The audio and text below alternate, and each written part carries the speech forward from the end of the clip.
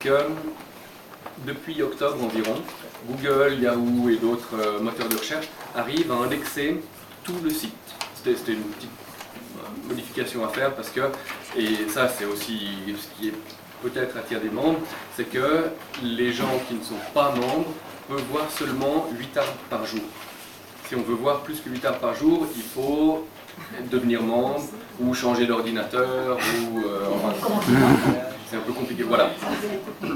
Mais 8 arbres, on y est vite, et puis forcément, ça permet d'avoir un arbre ouvert au public, que tout le monde peut consulter, mais si on veut faire un usage quasiment professionnel ou amateur avancé, alors on devient membre, et puis c'est pas très cher, et les gens peuvent avoir un accès illimité.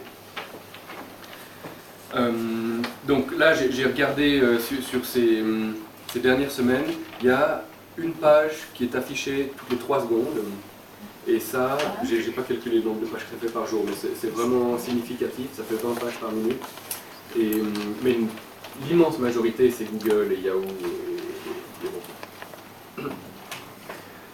et donc le forum et les contacts et les échanges entre chercheurs augmentent significativement. L'an dernier, 163 messages ont été envoyés entre chercheurs.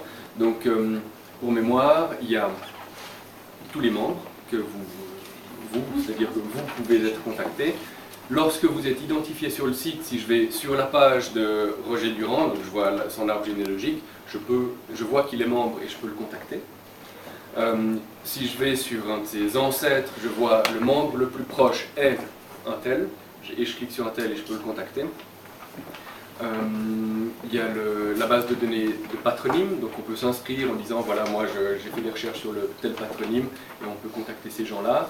Il y a le forum où on peut contacter les gens et il y a aussi la possibilité d'ajouter des documents, ça j'y reviendrai un tout petit peu plus tard, et on peut contacter chaque personne qui a complété une page d'une personne.